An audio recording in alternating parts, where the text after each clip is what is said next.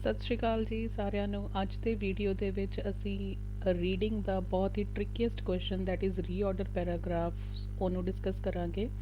So basically ਅੱਜ ਦਾ video totally Punjabi ਦੇ ਵਿੱਚ ਹੀ ਹੋਏਗਾ, specially for the struggling students ਜਿਨ੍ਹਾਂ ਦੀ ਲਾਈਕ ਰੀਡਿੰਗ ਕਲੀਅਰ ਕਰਨ ਦੇ ਵਿੱਚ ਉਹਨਾਂ ਨੂੰ ਕਾਫੀ ਜ਼ਿਆਦਾ ਪ੍ਰੋਬਲਮ ਆਉਂਦੀ ਆ। ਨੋ ਡਾਊਟ ਇਸ ਕੁਐਸਚਨ ਦੀ ਵੇਟੇਜ ਬਹੁਤ ਜ਼ਿਆਦਾ ਨਹੀਂ ਆ ਰੀਡਿੰਗ ਕਲੀਅਰ ਕਰਨ ਵਾਸਤੇ, ਬਟ ਸਟਿਲ ਇਹ ਕਾਫੀ ਜ਼ਿਆਦਾ like as compare to MCQs, so ਇਹ ਕੰਪੈਰੀਟਿਵਲੀ ਜ਼ਿਆਦਾ ਪੁਆਇੰਟਸ ਜਿਹੜੇ ਕੰਟਰੀਬਿਊਟ ਕਰਦਾ ਹੈ ਰੀਡਿੰਗ ਦੇ ਵਿੱਚ। ਥਰਡ ਨੰਬਰ ਦੇ ਉੱਪਰ ਆਉਂਦਾ ਹੈ like first reading and writing ਦੀਆਂ ਬਲੈਂਕਸ ਆ ਜਿਹੜੀਆਂ ਸਭ ਤੋਂ ਜ਼ਿਆਦਾ ਕੰਟਰੀਬਿਊਟ ਕਰਦੀਆਂ ਤੁਹਾਡੀ ਰੀਡਿੰਗ ਦੇ ਵਿੱਚ। Second reading fill ups and third reorder paragraphs. So ਅੱਜ ਦੇ ਲੈਕਚਰ ਦੇ ਵਿੱਚ ਬੇਸਿਕਲੀ ਅਸੀਂ ਕੁਝ ਚੀਜ਼ਾਂ ਨੂੰ ਕਵਰ ਅਪ ਕਰਾਂਗੇ। First of all basic information ਦੇ ਉੱਪਰ ਮੈਂ ਟਾਕ ਕਰਾਂਗੀ, ਰੀਆਰਡਰ ਪੈਰਾਗ੍ਰਾਫਸ ਹੁੰਦੇ ਕੀ ਨੇ। ਸੈਕਿੰਡ ਅਸੀਂ ਮਾਰਕਿੰਗ ਕ੍ਰਾਈਟੇਰੀਆ ਨੂੰ ਡਿਸਕਸ ਕਰਾਂਗੇ। ਥਰਡ ਸਟੈਪ ਦੇ ਉੱਤੇ ਮੈਂ ਤੁਹਾਨੂੰ ਕੁਝ ਸਟ੍ਰੈਟੇਜੀਜ਼ ਦੱਸਾਂਗੀ ਜਿਸ ਦੇ ਨਾਲ ਇਸ ਕੁਐਸਚਨ ਨੂੰ ਕਰੈਕ ਕਰਨਾ ਕੁਝ ਹੱਦ ਤੱਕ ਤੁਹਾਡੇ ਲਈ ਈਜ਼ੀ ਹੋ ਜਾਏਗਾ। ਸੋ ਮੇਨ 2 ਸਟ੍ਰੈਟੇਜੀਜ਼ ਹੋਣਗੀਆਂ ਇਹਦੇ ਵਿੱਚ। ਫਸਟ ਆਫ ਆਲ ਮੈਂ ਤੁਹਾਨੂੰ ਟਾਈਮ ਸੀਕੁਐਂਸ ਬਾਰੇ ਥੋੜ੍ਹੀ ਜਿਹੀ ਨੌਲੇਜ ਦੇਵਾਂਗੀ, ਕਿਸ ਤਰ੍ਹਾਂ ਅਸੀਂ ਇਸ ਮੈਥਡ ਨੂੰ ਯੂਜ਼ ਕਰਕੇ ਇਸ ਕੁਐਸਚਨ ਨੂੰ ਸੋਲਵ ਕਰਨ ਦੇ ਵਿੱਚ ਹੈਲਪ ਲੈ ਸਕਦੇ ਹਾਂ। And secondly time sequence, right, logical sequence. Logical sequence ਥੋੜ੍ਹਾ ਜਿਹਾ ਹੋਰ ਡਿਟੇਲ ਦੇ ਵਿੱਚ ਚੱਲੇਗਾ। ਇਹਦੇ ਫਰਦਰ ਇਨਸਾਈਡ ਆਪਾਂ 3 to 4 ਮੈਥਡਸ ਹੋਰ ਡਿਸਕਸ ਕਰਾਂਗੇ, ਬਟ ਕੈਟੇਗਰੀ ਆਪਣੀ ਰਹੇਗੀ ਇੱਕ ਲੌਜੀਕਲ ਸੀਕੁਐਂਸ ਦੇ ਅਕੋਰਡਿੰਗ ਅਸੀਂ ਉਹਨਾਂ ਨੂੰ ਸਟਾਰਟ ਕਰਾਂਗੇ। ਸੋ ਬੇਸਿਕ ਇਨਫੋਰਮੇਸ਼ਨ ਜੀ, ਇਸ ਪੈਰਾਗ੍ਰਾਫ ਲਾਈਕ ਇਸ ਕੁਐਸਚਨ ਦੇ ਵਿੱਚ ਹੁੰਦਾ ਕੀ ਹੈ, ਤੁਹਾਨੂੰ 4 to 5 ਪੈਰਾਗ੍ਰਾਫਸ ਦਿੱਤੇ ਹੁੰਦੇ ਆ ਇੱਕ ਕੁਐਸਚਨ ਦੇ ਵਿੱਚ, ਰਾਈਟ, ਜਾਂ 4 to 5 ਸੈਂਟੈਂਸਿਸ ਤੁਸੀਂ ਕਹਿ ਸਕਦੇ ਹੋ। ਉਹ ਸੈਂਟੈਂਸਿਸ ਇੱਕ ਪੈਰਾਗ੍ਰਾਫ ਦੇ ਸੈਂਟੈਂਸਿਸ ਹੁੰਦੇ ਨੇ ਜਿਹੜੇ ਜੰਬਲਡ ਫਾਰਮ ਦੇ ਵਿੱਚ ਗਿਵਨ ਹੁੰਦੇ ਨੇ, ਰਾਈਟ। ਇਸ ਕੁਐਸਚਨ ਦੇ ਵਿੱਚ ਤੁਸੀਂ ਕਰਨਾ ਕੀ ਹੁੰਦਾ ਕਿ ਉਹਦੇ ਤੁਹਾਨੂੰ ਸੈਂਟੈਂਸਿਸ ਗਿਵਨ ਹੁੰਦੇ ਆ, ਉਹਨਾਂ ਨੂੰ ਤੁਸੀਂ ਕਰੈਕਟ ਆਰਡਰ ਦੇ ਵਿੱਚ ਲਗਾਉਣਾ ਹੁੰਦਾ ਹੈ, ਰਾਈਟ। ਤੁਸੀਂ ਬੇਸਿਕਲੀ ਉਹਨਾਂ ਦੇ ਵਿੱਚੋਂ ਦੱਸਣਾ ਹੁੰਦਾ ਕਿ ਇਹਨਾਂ 4 ਜਾਂ 5 ਸੈਂਟੈਂਸਿਸ ਦੇ ਵਿੱਚੋਂ ਤੁਹਾਡਾ ਸਟਾਰਟਿੰਗ ਫਰਸਟ ਸੈਂਟੈਂਸ ਕਿਹੜਾ ਹੋਏਗਾ, ਰਾਈਟ। ਉਸ ਤੋਂ ਬਾਅਦ ਸੈਕਿੰਡ ਕਿਹੜਾ, ਥਰਡ ਕਿਹੜਾ, ਫੋਰਥ ਕਿਹੜਾ, ਫਿਫਥ ਕਿਹੜਾ, ਆਰਡਰ ਵਾਈਜ਼ ਕਰੈਕਟ ਆਰਡਰ ਦੇ ਵਿੱਚ ਤੁਸੀਂ ਸਾਰਿਆਂ ਨੂੰ ਪਲੇਸ ਕਰਨਾ ਹੁੰਦਾ। So this is a question. So on an average ਅਸੀਂ ਗੱਲ ਕਰੀਏ, ਸਾਨੂੰ ਸਭ ਨੂੰ ਪਤਾ ਹੈ ਕਿ ਰੀਡਿੰਗ ਦਾ ਪਰ ਕੁਐਸਚਨ ਦਾ ਕੋਈ ਟਾਈਮ ਨਹੀਂ ਹੁੰਦਾ। ਸੋ ਬੇਸਿਕਲੀ ਸਾਰੇ ਕੁਐਸਚਨਸ ਦਾ ਟਾਈਮ ਇਕੱਠਾ ਚੱਲਦਾ। ਸੋ ਔਨ ਐਨ ਐਵਰੇਜ ਅਗਰ ਅਸੀਂ ਮੰਨੀਏ ਤਾਂ 1.5 to 2 ਮਿੰਟਸ ਦਾ ਟਾਈਮ ਅਸੀਂ ਇੱਕ ਰੀਆਰਡਰ ਦੇ ਉੱਪਰ ਸਪੈਂਡ ਕਰ ਸਕਦੇ ਹਾਂ, ਰਾਈਟ। ਬਟ ਕਿਸੇ ਵੀ ਹਾਲ ਦੇ ਵਿੱਚ ਨੋ ਮੋਰ ਦੈਨ 2 ਮਿੰਟਸ। ਸੋ ਮਾਰਕਿੰਗ ਕ੍ਰਾਈਟੇਰੀਆ ਦੀ ਗੱਲ ਕਰੀਏ ਤਾਂ ਇੱਕ ਪੁਆਇੰਟ ਸਾਨੂੰ ਮਿਲਦਾ ਹੈ ਜਿੱਥੇ ਵੀ ਅਸੀਂ ਇੱਕ ਪੇਅਰ ਕਰੈਕਟ ਜੁਆਇਨ ਕਰ ਦਿੰਦੇ ਹਾਂ। ਸੋ ਐਗਜ਼ਾਮਪਲ ਮੈਂ ਦੇ ਕੇ ਸਮਝਾ ਰਹੀ ਹਾਂ। ਫੋਰ ਐਗਜ਼ਾਮਪਲ ਅਗਰ ਤੁਹਾਡਾ ਕਰੈਕਟ ਆਨਸਰ ਹੈਗਾ ਹੈ like BACED,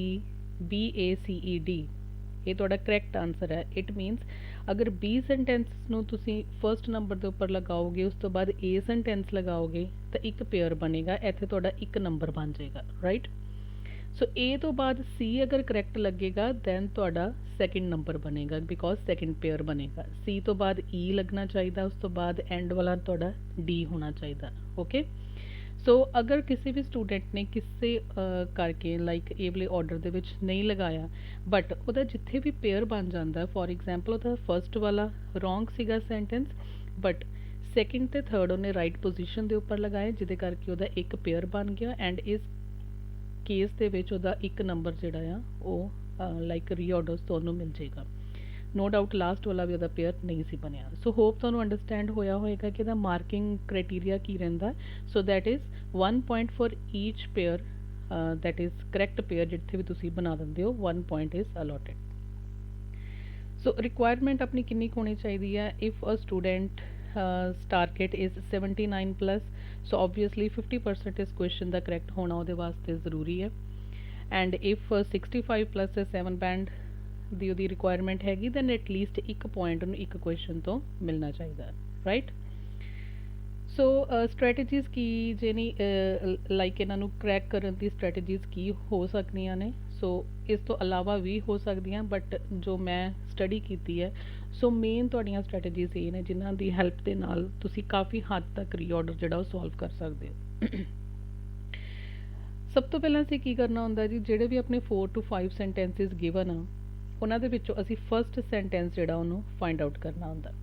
so our task is to find the first sentence. ਉਹ ਫਸਟ ਸੈਂਟੈਂਸ ਕਿਵੇਂ ਦਾ ਸੈਂਟੈਂਸ ਹੋਣਾ ਚਾਹੀਦਾ, that should be an independent sentence. So what is an independent sentence? So basically ਤੁਸੀਂ ਨਾ ਤਿੰਨ ਚੀਜ਼ਾਂ ਕੁਐਸਚਨ ਪੁੱਟ ਕਰਨਾ, ਹਰ ਇੱਕ ਜੋ ਵੀ ਤੁਹਾਨੂੰ ਸੈਂਟੈਂਸ ਗਿਵਨ ਆ ਉਹਦੇ ਵਿੱਚ ਉਹ ਚੀਜ਼ ਲਗਾ ਕੇ ਦੇਖਣੀ ਹੈ।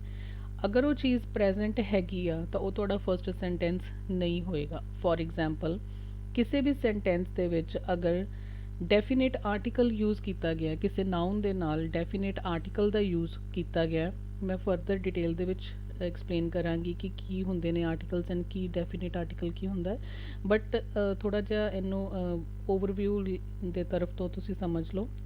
ਡੈਫੀਨੇਟ ਆਰਟੀਕਲ ਜਿਹੜੇ ਵੀ ਸੈਂਟੈਂਸ ਦੇ ਵਿੱਚ ਹੋਏਗਾ ਉਹ ਤੁਹਾਡਾ ਫਰਸਟ ਸੈਂਟੈਂਸ ਨਹੀਂ ਹੋ ਸਕਦਾ, ਉਹ ਤੁਹਾਡਾ ਇੰਡੀਪੈਂਡੈਂਟ ਸੈਂਟੈਂਸ ਨਹੀਂ ਹੋਏਗਾ, ਰਾਈਟ। ਨੰਬਰ 2, ਕਿਸੇ ਵੀ ਸੈਂਟੈਂਸ ਦੇ ਵਿੱਚ ਅਗਰ ਤੁਹਾਨੂੰ ਪ੍ਰੋਨਾਊਨਸ ਨਜ਼ਰ ਆ ਰਹੇ ਨੇ ਉਹ ਵੀ ਤੁਹਾਡਾ ਫਰਸਟ ਸੈਂਟੈਂਸ ਨਹੀਂ ਹੋਏਗਾ, ਰਾਈਟ।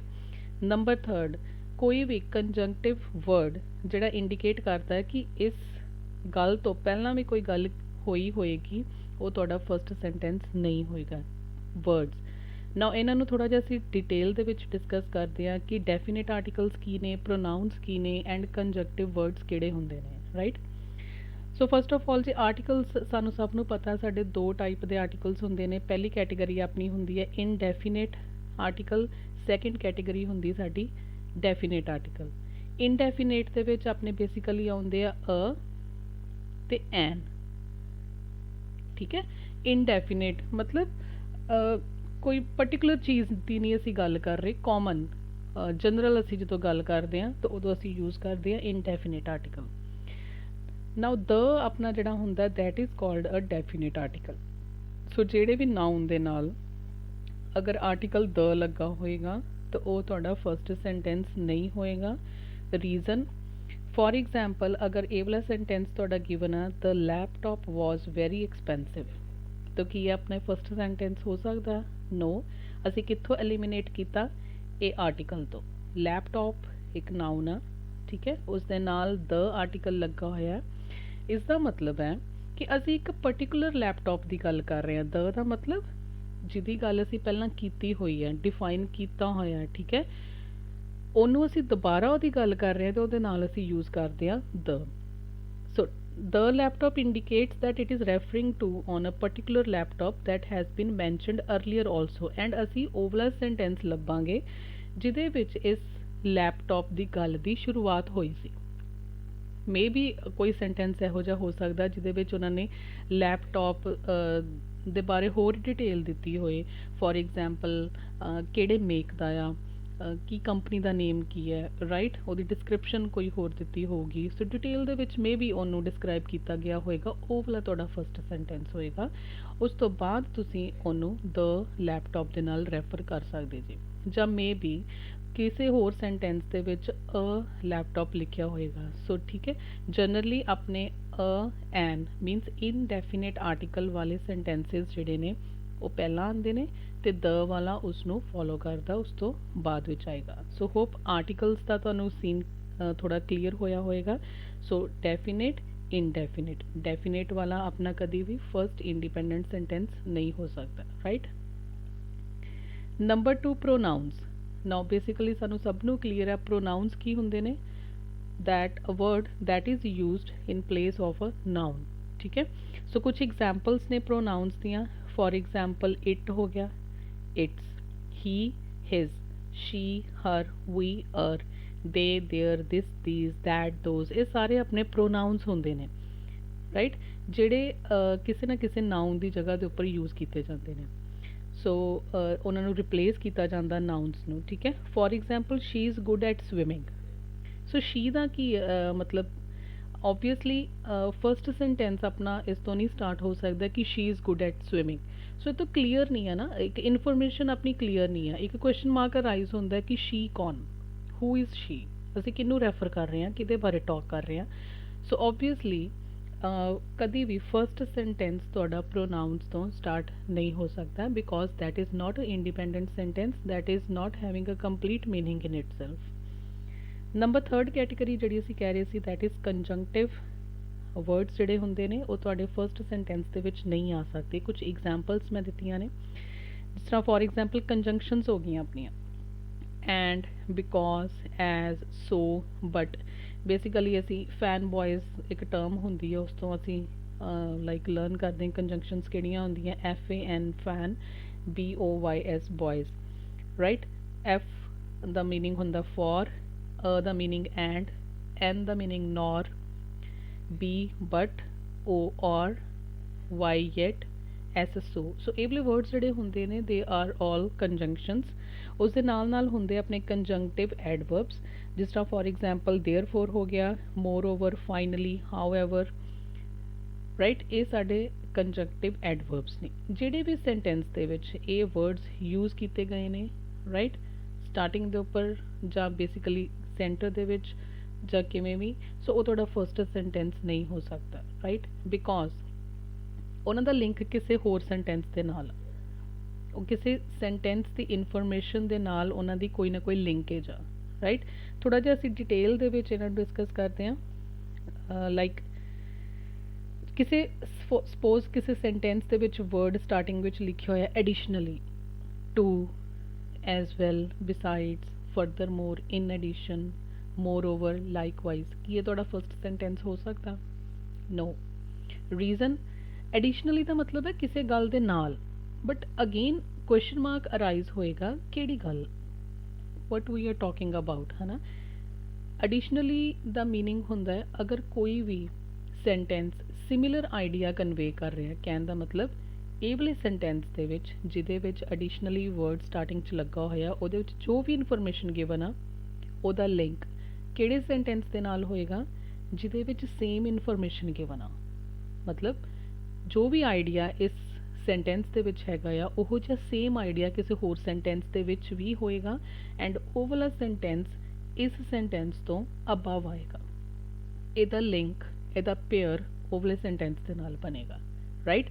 ਬਟ ਇਹ ਵਾਲਾ ਸੈਂਟੈਂਸ ਜਿਹਦੇ ਨਾਲ ਐਡੀਸ਼ਨਲੀ ਲੱਗਾ ਹੈ ਉਹ ਵਾਲੇ ਸੈਂਟੈਂਸ ਤੋਂ ਨੀਚੇ ਆਏਗਾ, ਰਾਈਟ।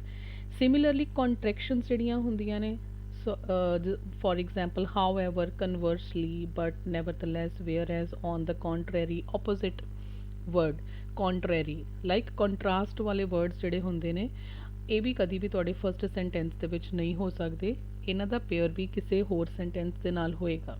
ਨਾਓ ਕਿਹੜੇ ਸੈਂਟੈਂਸ ਦੇ ਨਾਲ ਹੋਏਗਾ? ਜਿਸ ਦੇ ਵਿੱਚ ਆਪੋਜ਼ਿਟ ਇਨਫੋਰਮੇਸ਼ਨ ਗਿਵਨ ਹੋਏਗੀ। Hope you are understanding. For example ਇੱਕ ਸੈਂਟੈਂਸ ਸਟਾਰਟ ਹੋ ਰਿਹਾ ਹਾਊਐਵਰ ਤੋਂ, ਇਸ ਤੋਂ ਤਾਂ ਸਾਨੂੰ ਕਲੀਅਰ ਹੋ ਗਿਆ ਕਿ ਇਹ ਸਾਡਾ ਫਸਟ ਸੈਂਟੈਂਸ ਨਹੀਂ ਹੋ ਸਕਦਾ, ਬਟ ਅਸੀਂ ਕਿਸੇ ਨਾ ਕਿਸੇ ਦੇ ਨਾਲ ਤੇ ਇਹਦਾ ਪੇਅਰ ਬਣਾਵਾਂਗੇ ਨਾ। ਸੋ ਉਹ ਬੇਸਿਕਲੀ ਕਿਹੜਾ ਸੈਂਟੈਂਸ ਹੋਏਗਾ, ਕਿਸ ਦੇ ਨਾਲ ਇਹਦਾ ਪੇਅਰ ਹੋਏਗਾ, ਜਿਹਦੇ ਵਿੱਚ ਇਹ ਵਾਲੀ ਇਨਫੋਰਮੇਸ਼ਨ ਤੋਂ ਆਪੋਜ਼ਿਟ ਇਨਫੋਰਮੇਸ਼ਨ ਗਿਵਨ ਹੋਏਗੀ, ਰਾਈਟ। ਸੋ ਜਿਸ ਤਰ੍ਹਾਂ ਪ੍ਰੀਵੀਅਸ ਦੇ ਵਿੱਚ ਇੱਕ ਐਗਜ਼ਾਮਪਲ ਦਿੱਤੀ ਸੀ, my mom loves dog, however she is allergic to them, right। so ਕਹਿਣ ਦਾ ਮਤਲਬ ਹੈ ਇਹ ਦੋਨੋਂ ਸੈਂਟੈਂਸ ਆਪਸ ਦੇ ਵਿੱਚ ਇਹਨਾਂ ਦਾ ਕੰਟਰਾਸਟ ਹੈ, ਆਪੋਜ਼ਿਟ ਸੈਂਸ ਰੱਖ ਰਿਹਾ। ਇੱਕ ਸੈਂਟੈਂਸ ਵਿੱਚ ਅਸੀਂ ਕਹਿ ਰਹੇ ਹਾਂ ਕਿ ਮਾਈ ਮੋਮ ਲਵਸ ਡੌਗ, ਦੂਜੇ ਵਿੱਚ ਕਹਿ ਰਹੇ ਹਾਂ ਬੇਸ਼ੱਕ ਉਹ ਐਲਰਜਿਕ ਨੇ, ਰਾਈਟ, ਫਿਰ ਵੀ ਉਹ ਉਹਨੂੰ ਲਵ ਕਰਦੇ ਨੇ, ਠੀਕ ਹੈ। ਸੋ ਆਪੋਜ਼ਿਟ ਦੋਨਾਂ ਦੀ ਸੈਂਸ ਹੈਗੀ ਹੈ, ਬਟ ਅਸੀਂ ਕੀ ਕਰ ਰਹੇ ਹਾਂ, ਜੋ ਫਸਟ ਸੈਂਟੈਂਸ ਹੈ ਉਸ ਤੋਂ ਬਾਅਦ ਹਾਊਐਵਰ ਵਾਲਾ ਜਿਹੜਾ ਸੈਂਟੈਂਸ ਹੈ ਤੁਹਾਡਾ ਯੂਜ਼ ਹੋਏਗਾ, ਆਪੋਜ਼ਿਟ ਕੰਟਰਾਸਟਿੰਗ ਇਨਫੋਰਮੇਸ਼ਨ। ਨੈਕਸਟ ਇਜ਼ ਕਿਸੇ ਵੀ ਸੈਂਟੈਂਸ ਦੇ ਵਿੱਚ ਅਗਰ ਤੁਹਾਨੂੰ ਕੁਝ ਇਹੋ ਜਿਹੇ ਵਰਡਸ ਨਜ਼ਰ ਆ ਰਹੇ ਆ like so, as a result, therefore, consequently, thus, finally, whatever, okay. ਸੋ ਇਹ ਸੈਂਟੈਂਸ ਵੀ ਤੁਹਾਡਾ ਫਸਟ ਸੈਂਟੈਂਸ ਨਹੀਂ ਹੋਏਗਾ। ਬੇਸਿਕਲੀ ਇਹ ਵਾਲਾ ਸੈਂਟੈਂਸ ਤੁਹਾਡਾ ਲਾਸਟ ਸੈਂਟੈਂਸ ਹੋ ਸਕਦਾ, ਜਿਹਦੇ ਵਿੱਚ ਰਿਜ਼ਲਟ, ਕਨਕਲੂਜਨ ਦੀ ਅਸੀਂ ਗੱਲ ਕਰਦੇ ਹਾਂ, ਉਹ ਸਾਡਾ ਫਸਟ ਨਹੀਂ ਹੁੰਦਾ, ਉਹ ਬੇਸਿਕਲੀ ਸਾਡਾ ਲਾਸਟ ਸੈਂਟੈਂਸ ਹੁੰਦਾ। ਸੋ ਕਾਫੀ ਹੱਦ ਤੱਕ ਸਾਨੂੰ ਕਲੂ ਮਿਲ ਜਾਂਦਾ ਕਿ ਇਹਦੀ ਪਲੇਸ ਕਿਹੜੀ ਹੋਏਗੀ, ਰਾਈਟ। ਉਸ ਤੋਂ ਬਾਅਦ ਕਈ ਵਰਡਸ ਜਿਸ ਤਰ੍ਹਾਂ ਹੁੰਦੇ ਜਿਹੜੇ ਸੀਕੁਐਂਸ ਦੱਸਦੇ ਤੁਹਾਨੂੰ, another, firstly, secondly, finally, eventually, in the and, next, ਇਹ ਵਰਡਸ ਵੀ ਤੁਹਾਨੂੰ ਹੈਲਪ ਦੇ ਰਹੇ ਨੇ ਪੇਅਰਸ ਬਣਾਉਣ ਦੇ ਵਿੱਚ। ਨੋ ਡਾਊਟ ਇਸ ਦੇ ਵਿੱਚ ਕਿ ਲਾਈਕ ਇਹ ਵਾਲਾ ਫਸਟ ਸੈਂਟੈਂਸ ਤਾਂ ਤੁਹਾਡਾ ਹੋਏਗਾ ਨਹੀਂ, ਬਟ ਇਹ ਤੁਹਾਨੂੰ ਫਰਦਰ ਪੇਅਰਸ ਬਣਾਉਣ ਦੇ ਵਿੱਚ ਹੈਲਪ ਕਰੇਗਾ। ਜਿਸ ਤਰ੍ਹਾਂ ਫॉर एग्जांपल ਅਨਦਰ ਜਾਂ ਫਸਟਲੀ ਲਿਖਿਆ ਹੋਇਆ, ਤਾਂ ਫਸਟਲੀ ਮੀਨਸ ਇੱਕ ਸਾਨੂੰ ਕਲੂ ਮਿਲ ਰਿਹਾ ਕਿ ਕਿਸੇ ਚੀਜ਼ ਦਾ ਇੱਕ ਪਾਰਟ ਦੀ ਅਸੀਂ ਗੱਲ ਕਰ ਰਹੇ ਹਾਂ, ਠੀਕ ਹੈ। ਫॉर एग्जांपल ਕਿਸੇ ਚੀਜ਼ ਦੇ ਰੀਜ਼ਨਸ ਜਾਂ ਕਾਜ਼ਿਜ਼ ਅਸੀਂ ਦੱਸ ਰਹੇ ਹਾਂ, ਤਾਂ ਅਸੀਂ ਫਸਟਲੀ ਲੱਗਾ ਹੋਇਆ ਵਰਡ 'ਤੇ ਲਾਈਕ ਸੈਂਟੈਂਸ ਦੀ ਸਟਾਰਟਿੰਗ ਦੇ ਵਿੱਚ। ਤਾਂ ਓਬਵੀਅਸਲੀ ਜਦੋਂ ਅਸੀਂ ਡਿਸਕਸ ਕਰਨਾ ਸਟਾਰਟ ਕਰਾਂਗੇ ਕੁਝ ਰੀਜ਼ਨਸ ਹੋ ਗਏ ਜਾਂ ਕੌਜ਼ਿਸ ਹੋ ਗਏ, ਸੋਲਿਊਸ਼ਨਸ ਹੋ ਸਕਦੇ ਆ ਕਿਸੇ ਚੀਜ਼ ਦੇ, ਸੋ ਇਹ ਵਾਲਾ ਸੈਂਟੈਂਸ ਉਸ ਕੇਸ ਦੇ ਵਿੱਚ ਨੰਬਰ 1 ਤੇ ਆਏਗਾ। ਫਿਰ ਉਸ ਤੋਂ ਬਾਅਦ ਸੈਕੰਡਲੀ ਹੋ ਸਕਦਾ ਜਾਂ ਅਨਦਰ ਹੋ ਸਕਦਾ, ਤਾਂ ਆਟੋਮੈਟਿਕਲੀ ਇੱਕ ਸੀਕੁਐਂਸ ਸਾਡਾ ਬਣਨਾ ਸਟਾਰਟ ਹੋ ਜਾਂਦਾ। ਸੋ ਇਹ ਸਾਰੇ ਵਰਡਸ ਜਿਹੜੇ ਹੁੰਦੇ ਨੇ ਸਾਨੂੰ ਪੇਅਰਿੰਗ ਦੇ ਵਿੱਚ ਹੈਲਪ ਕਰਦੇ ਨੇ, ਬਟ ਇਹ ਸਾਰੇ ਵਰਡਸ ਜਿਨ੍ਹਾਂ ਦੇ ਵਿੱਚ ਵੀ ਹੋਣਗੇ ਤੁਹਾਡਾ ਫਰਸਟ ਸੈਂਟੈਂਸ ਨਹੀਂ ਹੋਏਗਾ, ਰਾਈਟ। ਨਾਓ ਫਰਸਟ ਸੈਂਟੈਂਸ ਦੇ ਵਿੱਚ ਹੋਣਾ ਕੀ ਚਾਹੀਦਾ? ਸੋ ਵੀ ਹੈਵ ਡਿਸਕਸਡ ਹੁਣ ਤੱਕ ਕਿ ਨਾ ਉਹਦੇ ਵਿੱਚ ਡੈਫੀਨੇਟ ਆਰਟੀਕਲ ਦ ਹੋਣਾ ਚਾਹੀਦਾ, ਨਾ ਪ੍ਰੋਨਾਊਨਸ ਹੋਣੇ ਚਾਹੀਦੇ ਨੇ, ਨਾ ਕੰਜੰਕਟਿਵ ਵਰਡਸ ਹੋਣੇ ਚਾਹੀਦੇ ਨੇ, ਰਾਈਟ। ਬਟ ਉਹਦੇ ਵਿੱਚ ਇੱਕ ਚੀਜ਼ ਅਗਰ ਤੁਹਾਨੂੰ ਨਜ਼ਰ ਆ ਰਹੀ ਹੈ ਕਿਸੇ ਸੈਂਟੈਂਸ ਦੇ ਵਿੱਚ, ਦੈਟ ਇਜ਼ ਪ੍ਰੋਪਰ ਨਾਊਨਸ। ਕਿਸੇ ਸੈਂਟੈਂਸ ਦੇ ਵਿੱਚ ਅਗਰ ਤੁਹਾਨੂੰ ਪ੍ਰੋਪਰ ਨਾਊਨ ਨਜ਼ਰ ਆ ਰਿਹਾ ਹੈ, ਕਿਸੇ ਪਲੇਸ ਦਾ ਨੇਮ ਹੋ ਗਿਆ, ਲਾਈਕ ਕਿਸੇ ਕੰਪਨੀ ਦਾ ਨੇਮ ਹੋ ਸਕਦਾ, ਰਾਈਟ, ਕਿਸੇ ਸੈਲੀਬ੍ਰਿਟੀ ਦਾ ਨੇਮ ਹੋ ਸਕਦਾ, ਐਕਟਰ ਦਾ ਨੇਮ ਹੋ ਸਕਦਾ, ਫੁੱਲ ਫਲੈਜ ਨੇਮ ਗਿਵਨ ਆ, ਸੋ maybe that is your first sentence, because pronouns ਨਹੀਂ ਹੋਣਗੇ ਤਾਂ ਬੇਸਿਕਲੀ ਹੋਏਗਾ ਕੀ, ਸੋ ਅਸੀਂ ਸਟਾਰਟ ਕਰ ਸਕਦੇ ਹਾਂ ਨਾਊਨਸ ਤੋਂ। ਸੋ ਲਾਈਕ ਉਹਦੇ ਵਿੱਚ ਤੁਹਾਡਾ ਪ੍ਰੋਪਰ ਨਾਊਨ ਤੁਹਾਡਾ ਹੋ ਸਕਦਾ ਫਸਟ ਸੈਂਟੈਂਸ ਸਟਾਰਟਿੰਗ ਦੇ ਵਿੱਚ, ਠੀਕ ਹੈ। ਓਵਰਆਲ ਜੋ ਵੀ ਅਸੀਂ ਡਿਸਕਸ ਕੀਤਾ ਜੀ, ਫਸਟ ਸਟੈਪ ਸਾਡਾ ਕੀ ਹੋਣਾ ਚਾਹੀਦਾ ਰੀਆਰਡਰਸ ਨੂੰ ਲਾਈਕ ਸੋਲਵ ਕਰਨ ਵਾਸਤੇ? ਨੰਬਰ 1 ਸਟੈਪ ਸਾਡਾ ਹੋਣਾ ਚਾਹੀਦਾ ਸੀ ਫਸਟ ਸੈਂਟੈਂਸ ਫਾਈਂਡ ਆਊਟ ਕਰਨਾ। ਸਾਰੇ ਕੇਸਿਸ ਦੇ ਵਿੱਚ ਤੁਸੀਂ ਸਾਰੇ ਸੈਂਟੈਂਸਿਸ ਦੇ ਵਿੱਚ ਤਿੰਨ ਚੀਜ਼ਾਂ ਲਗਾ ਕੇ ਦੇਖੋ। ਪ੍ਰੋਨਾਊਨ ਤਾਂ ਨਹੀਂ ਹੈਗਾ ਕਿਸੇ ਸੈਂਟੈਂਸ ਵਿੱਚ, ਐਲੀਮੀਨੇਟ ਕਰੋ, ਤੁਹਾਡਾ ਫਸਟ ਨਹੀਂ ਹੋ ਸਕਦਾ। ਡੈਫੀਨੇਟ ਆਰਟੀਕਲਸ ਦੇਖੋ ਕਿੰਨਾ ਦੇ ਵਿੱਚ ਉਹ ਤੁਹਾਡਾ ਫਸਟ ਨਹੀਂ ਹੋ ਸਕਦੇ। ਕੰਜੰਕਟਿਵ ਵਰਡਸ ਵਾਲੇ ਤੁਹਾਡੇ ਫਸਟ ਨਹੀਂ ਹੋ ਸਕਦੇ। ਫਸਟ ਸੈਂਟੈਂਸ ਫਾਈਂਡ ਆਊਟ ਕਰਨਾ ਬਹੁਤ ਈਜ਼ੀ ਹੈ, ਪ੍ਰੋਪਰ ਨਾਊਨ ਵਾਲੇ ਤੁਹਾਡੇ ਫਸਟ ਸੈਂਟੈਂਸਿਸ ਹੋ ਸਕਦੇ ਨੇ, ਰਾਈਟ। ਸੋ ਹੋਪ ਇਹ 3 ਸਟ੍ਰੈਟਜੀਜ਼ ਤੁਹਾਨੂੰ ਕਲੀਅਰ ਹੋਈਆਂ ਹੋਣਗੀਆਂ ਜਿਸ ਦੇ ਨਾਲ ਅਸੀਂ ਫਸਟ ਸੈਂਟੈਂਸ ਫਾਈਂਡ ਆਊਟ ਕੀਤਾ। ਨੰਬਰ 2 ਸਾਡਾ ਸਟੈਪ ਕੀ ਹੋਣਾ ਚਾਹੀਦਾ ਜੀ? ਹੁਣ ਅਸੀਂ ਨੀਚੇ ਵਾਲੇ ਜਿਹੜੇ ਸੈਂਟੈਂਸਿਸ ਸਾਡੇ ਕੋਲ ਬਚੇ ਆ ਉਹਨਾਂ ਦਾ ਅਸੀਂ ਪੇਅਰ ਬਣਾਉਣਾ, ਰਾਈਟ। ਉਹਨਾਂ ਨੂੰ ਕਰੈਕਟ ਆਰਡਰ ਦੇ ਵਿੱਚ ਅਸੀਂ ਪਲੇਸ ਕਰਨਾ, ਕਿਹੜੇ ਸੈਂਟੈਂਸ ਦਾ ਕਿਹੜੇ ਦੇ ਨਾਲ ਪੇਅਰ ਆ। ਸੋ ਉਹਦੇ ਵਾਸਤੇ ਅਸੀਂ ਕੁਝ ਤੁਹਾਨੂੰ ਫਰਦਰ ਮੈਥਡ ਐਕਸਪਲੇਨ ਕਰਾਂਗੀ ਮੈਂ, ਜਿਹਦੀ ਹੈਲਪ ਦੇ ਨਾਲ ਤੁਸੀਂ ਪੇਅਰਸ ਬਣਾ ਸਕਦੇ ਹੋ। ਸਭ ਤੋਂ ਇੰਪੋਰਟੈਂਟ ਇਹ ਨੇ 2 ਜਿਹੜੇ ਮੈਂ ਤੁਹਾਨੂੰ ਪਹਿਲਾਂ ਦੱਸ ਚੁੱਕੀ ਹਾਂ, ਟਾਈਮ ਸੀਕੁਐਂਸ ਤੇ ਲੌਜੀਕਲ ਆਰਡਰ, ਠੀਕ ਹੈ। ਟਾਈਮ ਸੀਕੁਐਂਸ ਨੂੰ ਥੋੜਾ ਜਿਹਾ ਅਸੀਂ ਡਿਸਕਸ ਕਰਦੇ ਹਾਂ। ਟਾਈਮ ਸੀਕੁਐਂਸ ਦੀ ਹੈਲਪ ਦੇ ਨਾਲ ਅਸੀਂ ਕਿਵੇਂ ਰੀਆਰਡਰ ਸਾਰਾ ਸੋਲਵ ਕਰ ਲੈਂਦੇ ਹਾਂ। ਸੋ ਨਾਰਮਲੀ ਜਿਹੜੇ ਸੈਂਟੈਂਸਿਸ ਦੇ ਵਿੱਚ ਪਾਸਟ ਦੀ ਗੱਲ ਕੀਤੀ ਹੁੰਦੀ ਹੈ ਉਹ ਤੁਹਾਡੇ ਪਹਿਲਾਂ ਆਉਂਦੇ ਨੇ, ਉਸ ਤੋਂ ਬਾਅਦ ਪ੍ਰੈਜ਼ੈਂਟ ਜਾਂ ਉਸ ਤੋਂ ਬਾਅਦ ਫਿਊਚਰ ਵਾਲੇ ਆਉਣਗੇ। ਫੋਰ ਐਗਜ਼ਾਮਪਲ ਈਅਰਸ ਜਿਹੜੇ ਆ, ਜਿਸ ਤਰ੍ਹਾਂ ਫੋਰ ਐਗਜ਼ਾਮਪਲ 1920 1939 ਅਗਰ ਗਿਵਨ ਹੈ ਤਾਂ ਓਬਵੀਅਸਲੀ 1920 ਵਾਲਾ ਤੁਹਾਡਾ ਪਹਿਲੇ ਆਏਗਾ, 1930 ਵਾਲਾ ਉਸ ਨੂੰ ਫੋਲੋ ਕਰੇਗਾ, ਰਾਈਟ। ਉਸ ਤੋਂ ਬਾਅਦ ਲੌਜੀਕਲ ਸੀਕੁਐਂਸ ਹੈ, ਇਹ 1 by 1 ਅਸੀਂ ਜੋ ਵੀ ਇਹ ਸਟ੍ਰੈਟਜੀਜ਼ ਨੇ ਇਹਨਾਂ ਨੂੰ ਵਿਦ ਐਗਜ਼ਾਮਪਲਸ ਐਕਸਪਲੇਨ ਲਾਈਕ ਕਰਕੇ ਸਮਝਾਂਗੇ ਕਿ ਇਹ ਕੀ ਕਿਵੇਂ ਅਪਲਾਈ ਅਸੀਂ ਕਰ ਸਕਦੇ। So you can basically take a screenshot. ਇਹ ਸਾਡੀਆਂ ਮੇਨ ਸਟ੍ਰੈਟਜੀਜ਼ ਨੇ। ਸੋ ਨੰਬਰ 1 ਜੋ ਅਸੀਂ ਡਿਸਕਸ ਕਰ ਰਹੇ ਸੀ ਟਾਈਮ ਸੀਕੁਐਂਸ, ਹੁਣ ਅਸੀਂ ਅਪਲਾਈ ਕਿਵੇਂ ਕਰਨਾ। ਫੋਰ ਐਗਜ਼ਾਮਪਲ ਕਿਸੇ ਸੈਂਟੈਂਸ ਦੇ ਵਿੱਚ ਤੁਹਾਨੂੰ ਜਿਸ ਤਰ੍ਹਾਂ ਇਹ 4 ਸੈਂਟੈਂਸਿਸ ਗਿਵਨ ਆ, ਜੰਬਲਡ ਫਾਰਮ ਦੇ ਵਿੱਚ ਨੇ, ਇਹਨਾਂ ਦਾ ਅਸੀਂ ਸੀਕੁਐਂਸ ਕਰੈਕਟ ਕਰਨਾ। ਸੋ ਓਵਰਵਿਊ ਅਸੀਂ ਲੈ ਲਿਆ, 2 ਮਿੰਟ ਵਿੱਚ ਅਸੀਂ ਇਹਨੂੰ ਸੋਲਵ ਕਰਨਾ, ਬੇਸਿਕਲੀ ਜ਼ਿਆਦਾ ਟਾਈਮ ਨਹੀਂ ਸਪੈਂਡ ਕਰਨਾ। So each and every word understand ਕਰਨ 'ਤੇ ਟਾਈਮ ਨਹੀਂ ਸਪੈਂਡ ਕਰਨਾ ਕਦੀ ਵੀ ਰੀਡਿੰਗ ਦੇ ਵਿੱਚ, ਬਿਕੋਜ਼ ਰੀਡਿੰਗ ਦੇ ਵਿੱਚ ਤੁਹਾਨੂੰ ਓਨਲੀ ਸਰਫੇਸ ਲੈਵਲ ਦੀ ਇਨਫੋਰਮੇਸ਼ਨ ਰਿਕੁਆਇਰਡ ਹੁੰਦੀ ਹੈ। ਬਹੁਤ ਜ਼ਿਆਦਾ ਡੈਪਥ ਦੇ ਵਿੱਚ ਅਗਰ ਤੁਸੀਂ ਚੀਜ਼ਾਂ ਨੂੰ ਸਮਝਣ ਬੈਠ ਜਾਂਦੇ ਹੋ ਜਾਂ ਤਾਂ ਉਹ ਚੀਜ਼ਾਂ ਫਿਰ ਤੁਹਾਡੇ ਲਈ ਕਨਫਿਊਜ਼ਿੰਗ ਹੋ ਜਾਂਦੀਆਂ ਨੇ, ਰਾਈਟ। ਸੋ ਇਸ ਕੇਸ ਦੇ ਵਿੱਚ ਅਗਰ ਅਸੀਂ ਰੀਡ ਆਊਟ ਕਰੀਏ ਕੁਇਕਲੀ ਤਾਂ ਸਾਨੂੰ ਇੱਕ ਚੀਜ਼ ਸਮਝ ਆ ਰਹੀ ਕਿ ਪ੍ਰੋਗਰੈਸ ਹੋਈ ਸੀਗੀ ਕਿੱਥੇ, ਇਨ ਦ ਫੀਲਡ ਆਫ ਏਵੀਏਸ਼ਨ ਦੇ ਵਿੱਚ, ਕਿਹੜੇ ਸਾਲ ਦੇ ਵਿੱਚ, 1920 1930 ਦੇ ਵਿੱਚ। ਇਹ ਬਹੁਤ ਜ਼ਿਆਦਾ ਹੈਲਪ ਕਰਦੇ ਨੇ ਸਾਡੇ, ਅਗਰ ਤੁਹਾਨੂੰ ਰੀਆਰਡਰ ਦੇ ਵਿੱਚ ਈਅਰਸ ਗਿਵਨ ਹੁੰਦੇ ਨੇ, ਟਾਈਮ ਪੀਰੀਅਡ ਗਿਵਨ ਹੁੰਦਾ ਨੇ। ਸੋ ਇਸ ਕੇਸ ਦੇ ਵਿੱਚ ਆਪਣੇ ਕੀਵਰਡ ਜਿਹੜੇ ਅਸੀਂ ਅੰਡਰਲਾਈਨ ਕਰ ਲਏ, ਦੈਟ ਇਜ਼ 1920 1930 ਦੇ ਟਾਈਮ ਦੀ ਅਸੀਂ ਗੱਲ ਕਰ ਰਹੇ ਹਾਂ, ਠੀਕ ਹੈ। ਨੈਕਸਟ ਦੇ ਵਿੱਚ ਅਸੀਂ ਦੇਖ ਰਹੇ ਹਾਂ ਕਿ ਮੋਸਟ ਸਕਸੈਸਫੁਲ ਡਿਜ਼ਾਈਨ ਜਿਹੜਾ ਆ ਦਿਸ ਪੀਰੀਅਡ ਹੈ, ਦੇਖੋ ਪ੍ਰੋਨਾਊਨ ਲੱਗਾ ਹੋਇਆ ਦਿਸ ਪੀਰੀਅਡ। ਸੋ ਅਸੀਂ ਆਪਣੇ ਆਪ ਨੂੰ ਕੁਐਸਚਨ ਪੁੱਟ ਕਰਾਂਗੇ ਇਹ ਵਾਲਾ ਪੀਰੀਅਡ ਲਾਈਕ ਕਿਹੜਾ ਪੀਰੀਅਡ ਹੋ ਸਕਦਾ ਹੈ, ਠੀਕ ਹੈ। ਸੋ ਆਪਣੇ ਮਾਈਂਡ ਦੇ ਵਿੱਚ ਸਾਨੂੰ ਕਲੀਅਰ ਹੋਣਾ ਚਾਹੀਦਾ ਕਿ ਕਿਹੜਾ ਪੀਰੀਅਡ। ਵਰਲਡ ਵਾਰ ਸੈਕਿੰਡ ਇਹਦੇ ਵਿੱਚ ਆ ਰਿਹਾ, ਦੇਖੋ ਇਹ ਵੀ ਇੱਕ ਟਾਈਮ ਪੀਰੀਅਡ ਹੈ ਜਿਹੜਾ ਸਾਨੂੰ ਕਲੂ ਦੇ ਰਿਹਾ ਹੈ। ਨੈਕਸਟ ਇਜ਼ ਦ ਵਾਰ, ਹੈ ਨਾ, ਆਰਟੀਕਲ ਮੇਨ ਡੈਫੀਨੇਟ ਆਰਟੀਕਲ ਲੱਗਾ ਹੋਇਆ। ਦ ਵਾਲਾ ਸਾਡਾ ਫਸਟ ਨਹੀਂ ਹੋ ਸਕਦਾ ਜੋ ਅਸੀਂ ਡਿਸਕਸ ਕੀਤਾ, ਦਿਸ ਵਾਲਾ ਵੀ ਸਾਡਾ ਫਸਟ ਸੈਂਟੈਂਸ ਨਹੀਂ ਹੋ ਸਕਦਾ ਕਿਉਂਕਿ ਇਹ ਪ੍ਰੋਨਾਊਨ ਹੈ। ਇਹ ਦੋਨੋਂ ਫਸਟ ਸੈਂਟੈਂਸ ਨਹੀਂ ਹੋ ਸਕਦੇ, ਰਾਈਟ। ਸੋ ਕਿਸੇ ਨਾ ਕਿਸੇ ਸਾਨੂੰ ਹਿੰਟ ਮਿਲ ਰਿਹਾ ਕਿ ਇਹਨਾਂ ਦੋਨਾਂ ਦੇ ਵਿੱਚੋਂ ਸਾਡਾ ਫਸਟ ਸੈਂਟੈਂਸ ਕੋਈ ਨਾ ਕੋਈ ਹੋ ਸਕਦਾ ਹੈ, ਰਾਈਟ। ਹੁਣ ਅਸੀਂ ਕਿਵੇਂ ਇਹਨਾਂ ਦਾ ਲਾਈਕ ਜਿਹੜਾ ਪੇਅਰ ਜਿਹੜਾ ਹੈ ਅਸੀਂ ਕਰੈਕਟ ਲਗਾਵਾਂਗੇ। ਸੋ ਦੇਖੋ 1920 ਤੇ ਵਰਲਡ ਵਾਰ ਸੈਕਿੰਡ, ਅਗਰ ਸਾਨੂੰ ਥੋੜੀ ਜਿਹੀ ਨੌਲੇਜ ਹੋਏ ਤਾਂ ਲਾਈਕ ਜਿਹੜੀ ਵਰਲਡ ਵਾਰ ਸੈਕਿੰਡ ਸੀਗੀ ਉਹ ਸਟਾਰਟ ਕਦੋਂ ਹੋਈ ਸੀ? 1939 ਦੇ ਵਿੱਚ। ਸੋ ਇਸ ਤੋਂ ਪੂਰਾ ਰੀਆਰਡਰ ਹੀ ਸਾਡਾ ਸੋਲਵ ਹੋ ਜਾਂਦਾ ਹੈ ਕਿ 1920 ਵਾਲਾ ਹੁਣ ਸਾਨੂੰ ਪਤਾ ਹੈ ਕਿ ਪਹਿਲਾਂ ਆਏਗਾ ਪਾਸਟ, 1930 ਵਾਲਾ ਉਸ ਨੂੰ ਫੋਲੋ ਕਰੇਗਾ, ਰਾਈਟ। ਬਟ ਅਸੀਂ ਇਹ ਨਹੀਂ ਕਹਿ ਸਕਦੇ, ਹੁਣ ਸਾਨੂੰ ਇਹ ਕਲੀਅਰ ਹੈ ਕਿ this is first sentence, this one is first. I am not saying ਕਿ ਦਿਸ ਇਜ਼ ਸੈਕਿੰਡ, ਬਟ ਇੰਨਾ ਸ਼ੋਰ ਹੈ ਕਿ ਇਸ ਤੋਂ ਬਾਅਦ ਹੀ ਇਹ ਆਏਗਾ, ਫਰਸਟ ਨਹੀਂ ਆ ਸਕਦਾ, ਓਕੇ, ਟਾਈਮ ਸੀਕੁਐਂਸ ਦੇ ਅਕੋਰਡਿੰਗ। ਨਾਓ ਅਗਰ ਅਸੀਂ ਕੀਵਰਡਸ ਹੁਣ ਮਾਰਕ ਕਰ ਲਿਆ ਤਾਂ ਬੇਸਿਕਲੀ ਸਾਰਾ ਰੀਆਰਡਰ ਸਾਨੂੰ ਸੋਲਵ ਕਰਨਾ ਬਹੁਤ ਜ਼ਿਆਦਾ ਈਜ਼ੀ ਹੋ ਜਾਂਦਾ ਹੈ। ਸੋ ਜਿਹੜੇ ਅਸੀਂ ਕੀਵਰਡ ਮਾਰਕ ਕੀਤੇ ਸੀਗੇ, ਦੇਖੋ 1920 1930s ਦਾ ਵਾਰ ਦੀ ਗੱਲ ਹੋਈ ਸੀਗੀ, ਦਿਸ ਪੀਰੀਅਡ ਤੇ ਵਰਲਡ ਵਾਰ ਸੈਕਿੰਡ। ਫਸਟ ਸਾਨੂੰ ਕੋਈ ਡਾਊਟ ਨਹੀਂ ਹੈ ਜੀ, ਫਸਟ ਸਾਡਾ ਇਹ ਵਾਲਾ ਸੈਂਟੈਂਸ ਹੈ 1920 1930 ਦੇ ਵਿੱਚ, ਠੀਕ ਹੈ। ਨੈਕਸਟ ਜਿਹੜਾ ਇਹਦਾ ਪੇਅਰ ਹੈ ਉਹਦੇ ਵਿੱਚ ਇਹਦਾ ਪ੍ਰੋਨਾਊਨ ਯੂਜ਼ ਉਹਨਾਂ ਨੇ ਕੀਤਾ। ਦੇਖੋ ਦਿਸ ਪੀਰੀਅਡ ਦਾ ਮਤਲਬ ਕਿਹੜਾ ਪੀਰੀਅਡ ਜਿਹਦੀ ਅਸੀਂ ਗੱਲ ਉੱਪਰ ਕਰ ਚੁੱਕੇ ਹਾਂ, 1920s 1930s ਵਾਲਾ, ਰਾਈਟ। ਉਸ ਤੋਂ ਬਾਅਦ ਆਪਣਾ ਆ ਗਿਆ ਨੈਕਸਟ 1939 ਵਾਲਾ, that is world war second.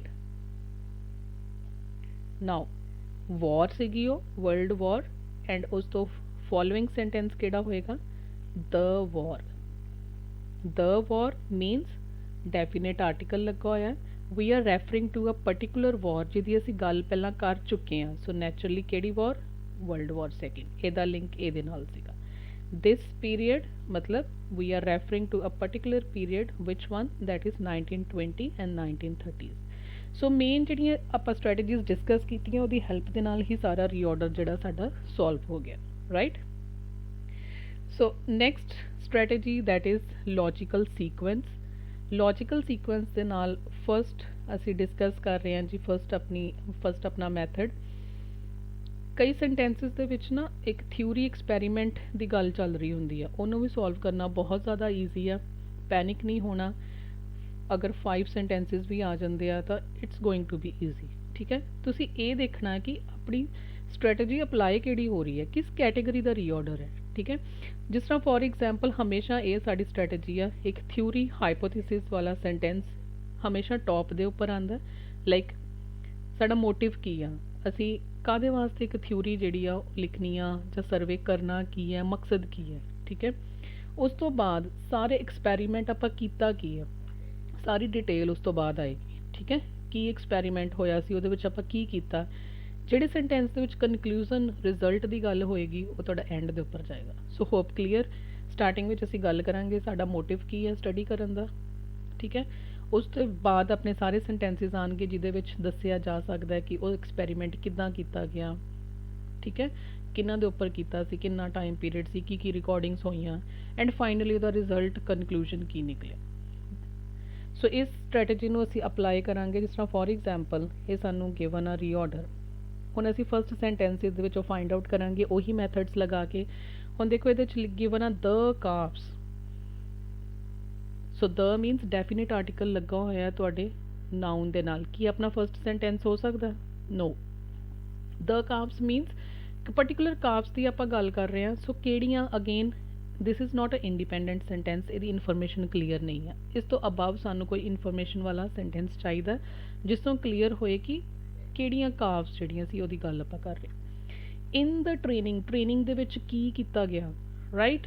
ਸੋ ਜੋ ਵੀ ਸੀ ਅੱਗੇ ਡਿਟੇਲ ਉਹਨਾਂ ਨੇ ਗਿਵਨ ਆ। ਨੈਕਸਟ ਬਿਫੋਰ ਦੇ ਸਟਾਰਟਡ ਐਕਸਪੈਰੀਮੈਂਟ ਸਟਾਰਟ ਕਰਨ ਤੋਂ ਪਹਿਲੇ, ਇਟ ਮੀਨਸ ਥੋੜਾ ਜਿਹਾ ਸਾਨੂੰ ਹਿੰਟ ਮਿਲ ਰਿਹਾ ਹੈ ਕਿ ਇਹ ਟ੍ਰੇਨਿੰਗ ਦੀ ਗੱਲ ਹੋ ਰਹੀ ਹੈ, ਠੀਕ ਹੈ। ਬਿਫੋਰ ਐਕਸਪੈਰੀਮੈਂਟ ਸਟਾਰਟ ਕਰਨ ਤੋਂ ਵੀ ਪਹਿਲਾਂ ਦੀ ਗੱਲ ਹੋ ਰਹੀ ਹੈ। ਸੋ ਇਹਨਾਂ ਦੋਨਾਂ ਦਾ ਕੋਈ ਲਿੰਕ ਤਾਂ ਹੈ। ਟ੍ਰੇਨਿੰਗ ਦੇ ਦੌਰਾਨ ਕੀ ਹੋਇਆ, ਟ੍ਰੇਨਿੰਗ ਤੋਂ ਜਾਂ ਐਕਸਪੈਰੀਮੈਂਟ ਤੋਂ ਪਹਿਲਾਂ ਕੀ ਕੀਤਾ ਗਿਆ। तो इन्हों दोनों का कुछ पेयर तो लग रहा, हिंट मिल रहा, right.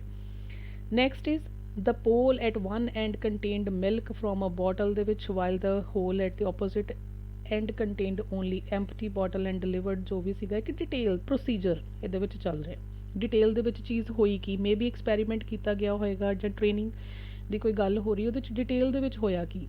So this is going to be a procedure, ये सानू समझ लग रहा है कि की सीगा।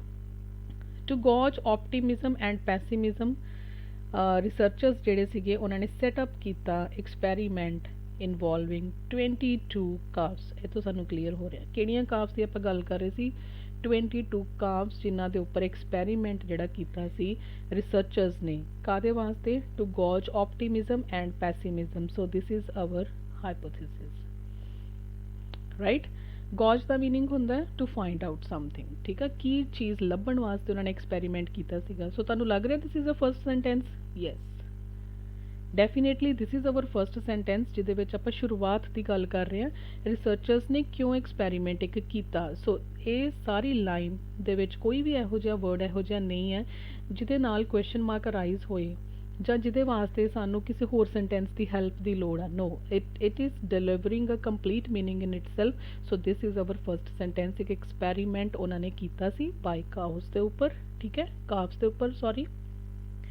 ਸੋ ਨਾਓ ਮੇਨ ਕੀਵਰਡਸ ਸਾਡੇ ਜਿਹੜੇ ਸੀਗੇ ਉਹ ਹਾਈਲਾਈਟ ਹੋ ਗਏ। ਹੁਣ ਇਹਨਾਂ ਦੀ ਹੈਲਪ ਦੇ ਨਾਲ ਹੀ ਅਸੀਂ ਸਾਰਾ ਰੀਆਰਡਰ ਜਿਹੜਾ ਸੈੱਟ ਕਰਾਂਗੇ।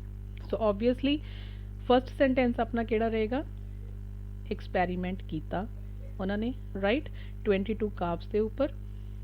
ਨਾਓ ਬਿਫੋਰ ਦ ਐਕਸਪੈਰੀਮੈਂਟ, ਸੋ ਆਪਣੇ ਕੋਲ ਤਿੰਨ ਸੀਗੇ ਬੇਸਿਕਲੀ ਐਕਸਪੈਰੀਮੈਂਟ ਦੇ ਨਾਲ ਰਿਲੇਟਡ ਜਿਹੜੇ ਸਾਡੇ ਸੈਂਟੈਂਸਿਸ ਆ। ਹੁਣ ਇਹਨਾਂ ਦੇ ਵਿੱਚੋਂ ਲੌਜੀਕਲ ਸੀਕੁਐਂਸ ਦਾ ਮਤਲਬ ਕਿ ਲੌਜਿਕ ਲਗਾ ਕੇ ਦੇਖੋ ਨਾ, ਹੁਣ ਟ੍ਰੇਨਿੰਗ ਦੇ ਦੌਰਾਨ ਇਹ ਹੋਇਆ, ਆ ਸਾਰੀਆਂ ਚੀਜ਼ਾਂ ਕੀਤੀਆਂ ਗਈਆਂ, ਤੇ ਬਿਫੋਰ ਦ ਐਕਸਪੈਰੀਮੈਂਟ ਕੀ ਹੋਇਆ। ਸੋ ਓਬਵੀਅਸਲੀ ਬਿਫੋਰ ਵਾਲਾ ਅਸੀਂ ਪਹਿਲਾਂ ਦੱਸਾਂਗੇ ਨਾ ਕਿ ਐਕਸਪੈਰੀਮੈਂਟ ਤੋਂ ਪਹਿਲਾਂ ਕੀ ਹੋਇਆ, ਉਸ ਤੋਂ ਬਾਅਦ ਫਿਰ ਟ੍ਰੇਨਿੰਗ ਦੇ ਵਿੱਚ ਕੀ ਹੋਇਆ, ਐਂਡ ਸਾਰਾ ਪ੍ਰੋਸੀਜਰ ਡਿਟੇਲ ਦੇ ਵਿੱਚ ਉਹਨਾਂ ਨੇ ਦੱਸ ਰਹੇ ਆ।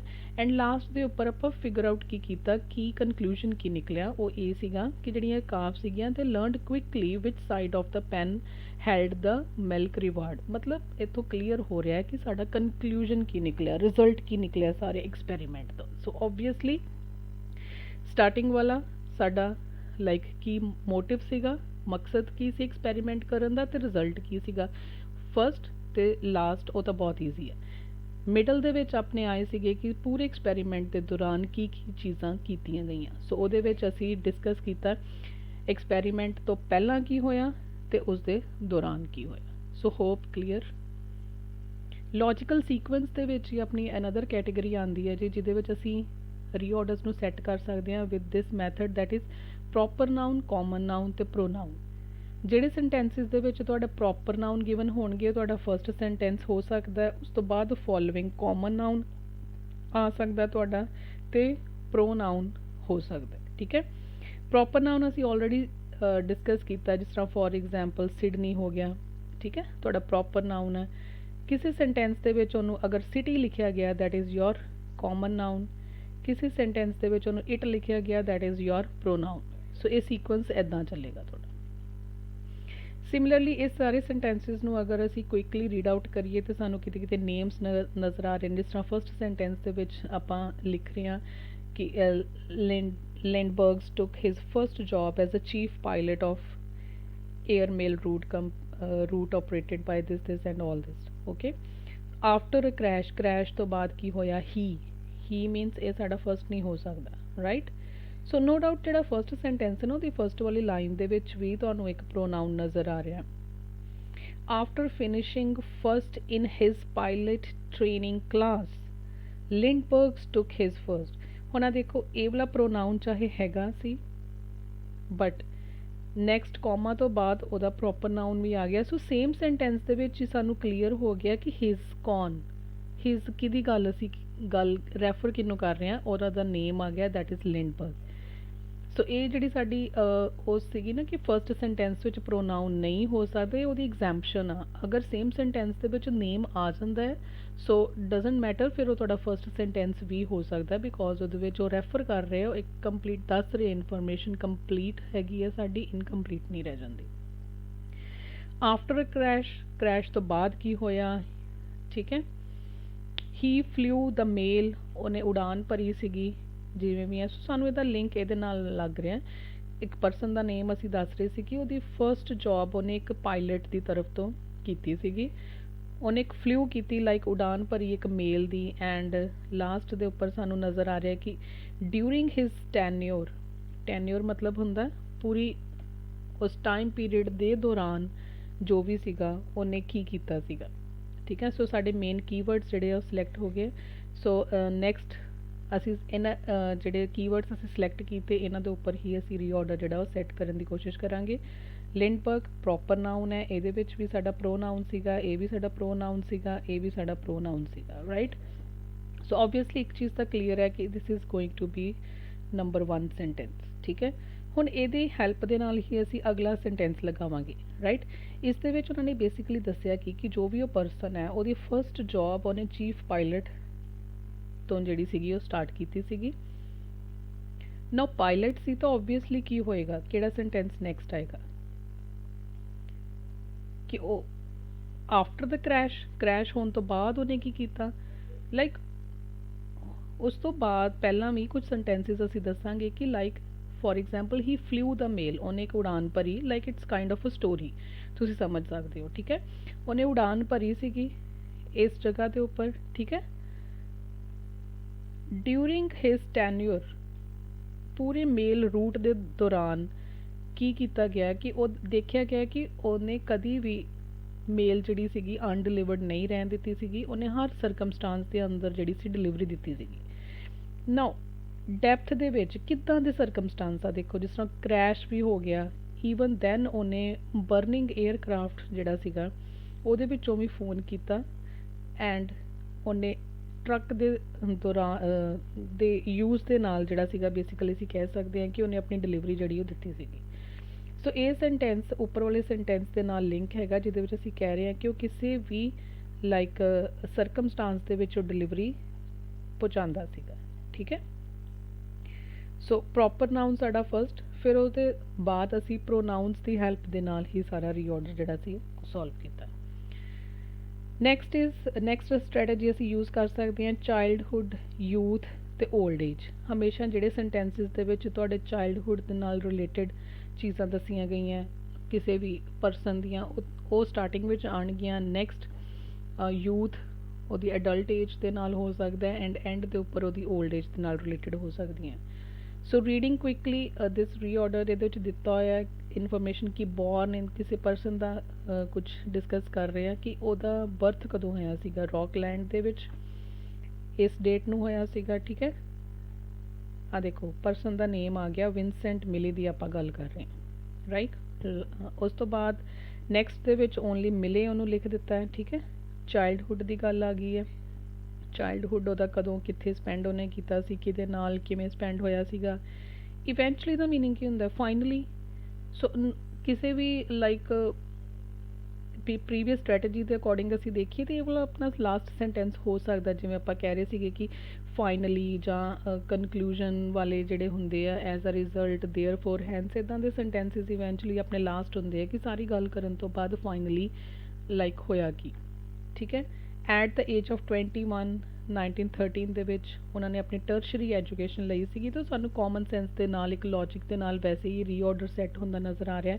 ਉਹਦੀ ਬਰਥ ਦੀ ਪਹਿਲਾਂ ਗੱਲ ਹੋਈ ਤਾਂ ਓਬਵੀਅਸਲੀ ਟਰਸ਼ਰੀ ਐਜੂਕੇਸ਼ਨ ਵਾਲਾ ਤਾਂ ਪਹਿਲਾਂ ਜਾਏਗਾ ਨਹੀਂ, ਕਿਸੇ ਦੀ ਬਰਥ ਦੀ ਗੱਲ ਕਰਾਂਗੇ ਉਹਦੇ ਉਸ ਤੋਂ ਬਾਅਦ ਹੀ ਉਹਦੀ ਐਜੂਕੇਸ਼ਨ ਨਾਲ ਰਿਲੇਟਡ ਅਸੀਂ ਗੱਲ ਕਰਾਂਗੇ ਨਾ। ਸੋ ਯੂਜ਼ਿੰਗ ਆਲ ਦ ਕੀਵਰਡਸ ਅਸੀਂ ਇਹਨੂੰ ਰੀਸੈਟ ਕੀਤਾ। So obviously birth and proper noun ਵਾਲਾ ਸਾਡਾ ਫਸਟ ਆਏਗਾ। ਫੁੱਲ ਨੇਮ ਜਿਹਦੇ ਵਿੱਚ ਆ ਰਿਹਾ ਸੀ ਤੇ ਵਿੰਸੈਂਟ ਮਿਲੀ ਦੀ ਆਪਾਂ ਗੱਲ ਕਰ ਰਹੇ ਹਾਂ, ਉਹਦਾ ਬਰਥ ਕਦੋਂ ਹੋਇਆ ਸੀਗਾ, ਕੰਪਲੀਟ ਇਨਫੋਰਮੇਸ਼ਨ, ਕੋਈ ਵਰਡ ਇਹੋ ਜਿਹਾ ਨਹੀਂ ਹੈ ਜਿਹਦੇ ਨਾਲ ਇਹਦੀ ਸੈਂਸ ਜਿਹੜੀ ਉਹ ਨਹੀਂ ਬਣ ਰਹੀ ਪੂਰੇ ਸੈਂਟੈਂਸ ਦੀ। ਬਰਥ ਤੋਂ ਬਾਅਦ ਓਬਵੀਅਸਲੀ ਉਹਦਾ ਚਾਈਲਡਹੁੱਡ ਅਸੀਂ ਡਿਸਕਸ ਕਰਾਂਗੇ, ਠੀਕ ਹੈ। ਉਸ ਤੋਂ ਬਾਅਦ ਉਹਦਾ ਆਏਗਾ ਜੀ ਉਹਦੀ ਐਜੂਕੇਸ਼ਨ ਬਾਰੇ ਡਿਸਕਸ ਕੀਤਾ ਸੀ। 21 ਦੇ ਵਿੱਚ 1913 ਦੇ ਵਿੱਚ ਉਹਨਾਂ ਨੇ ਆਪਣੀ ਟਰਸ਼ਰੀ ਐਜੂਕੇਸ਼ਨ ਜਿਹੜੀ ਸੀਗੀ ਸਟਾਰਟ ਕੀਤੀ ਸੀਗੀ, ਦੇ ਬਿਗੈਨ, ਓਕੇ। ਸੋ ਚਾਈਲਡਹੁੱਡ ਤੋਂ ਬਾਅਦ ਹੀ ਆਏਗਾ ਨਾ tertiary education, higher education, and finally ਉਹ ਸੈਟਲ ਹੋ ਗਏ ਇਸ ਪਲੇਸ ਦੇ ਉੱਪਰ, right. So last one is strategy ਇਹ ਵੀ ਯੂਜ਼ ਹੁੰਦੀ ਹੈ ਸਾਡੀ ਫੁੱਲ ਨੇਮ ਐਂਡ ਸ਼ਾਰਟ ਨੇਮ। ਸੋ ਸਾਨੂੰ ਹਿੰਟ ਮਿਲ ਜਾਂਦਾ ਕਿ ਜਿਹੜੇ ਸੈਂਟੈਂਸਿਸ ਦੇ ਵਿੱਚ ਫੁੱਲ ਨੇਮ ਗਿਵਨ ਆ ਉਹ ਤੁਹਾਡਾ ਆਲਵੇਜ਼ ਅਬਵ ਆਏਗਾ ਫਰੋਮ ਦ ਸੈਂਟੈਂਸ ਜਿਹਦੇ ਵਿੱਚ ਥੋੜ੍ਹਾ ਜਿਹਾ ਸ਼ਾਰਟ ਨੇਮ ਗਿਵਨ ਹੁੰਦਾ ਹੈ।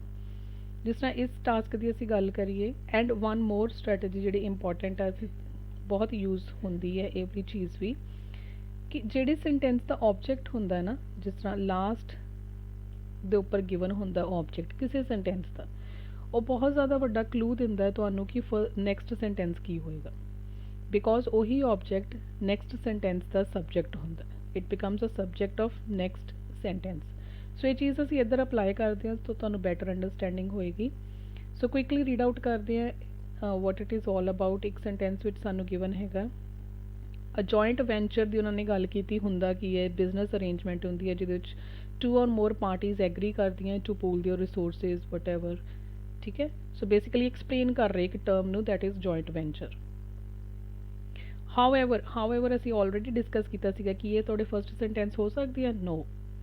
ਇਹ ਵਾਲਾ ਸੈਂਟੈਂਸ ਕਿਹਦੇ ਨਾਲ ਲਿੰਕ ਹੋਏਗਾ, ਜਿਹਦੇ ਵਿੱਚ ਇਸ ਇਨਫੋਰਮੇਸ਼ਨ ਤੋਂ ਆਪੋਜ਼ਿਟ ਇਨਫੋਰਮੇਸ਼ਨ ਹੋਏਗੀ, ਉਹਦੇ ਨਾਲ ਇਹਦੀ ਪੇਅਰਿੰਗ ਹੋਏਗੀ, ਬਟ ਕਿਸੇ ਵੀ ਹਾਲ ਦੇ ਵਿੱਚ this is not going to be your first sentence. Next, this task pronoun ਵਾਲਾ ਸਾਡਾ ਫਸਟ ਹੋ ਸਕਦਾ, no. This task again it's putting question mark, which task. So ਉਹ ਵਾਲੇ ਟਾਸਕ ਦੀ ਆਪਾਂ ਪਹਿਲਾਂ ਗੱਲ ਕਰਾਂਗੇ, then we will link it with that sentence ਕਿ ਕਿਹੜਾ ਟਾਸਕ।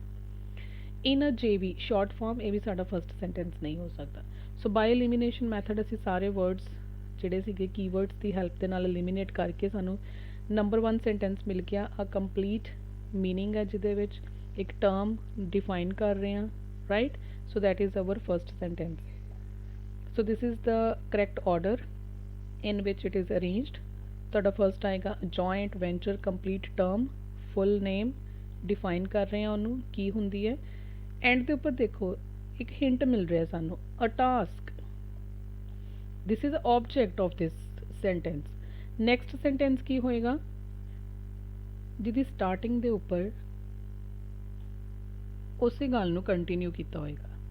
ਫੋਰ ਐਗਜ਼ਾਮਪਲ ਇਸ ਸੈਂਟੈਂਸ ਨੂੰ ਅਸੀਂ ਐਂਡ ਕੀਤਾ, ਟਾਸਕ ਦੇ ਉੱਪਰ ਕੋਈ ਗੱਲ ਚੱਲ ਰਹੀ ਹੈ, a task, and I have told you a then the. A ਵਾਲਾ ਸੈਂਟੈਂਸ ਹਮੇਸ਼ਾ ਅਬਵ, ਦ ਵਾਲਾ ਉਸ ਤੋਂ ਨੀਚੇ ਆਰਟੀਕਲਸ ਜਿੱਥੇ ਲੱਗੇ ਹੋਣਗੇ, ਠੀਕ ਹੈ। So a task and this task it's referring to something which is given in detail in the above sentence. So these two sentences are having the link with each other.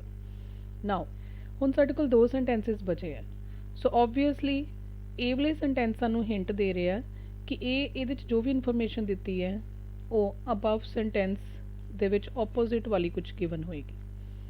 So whatever information is given in a JV, each of the participant is responsible for profits, losses and costs associated with it.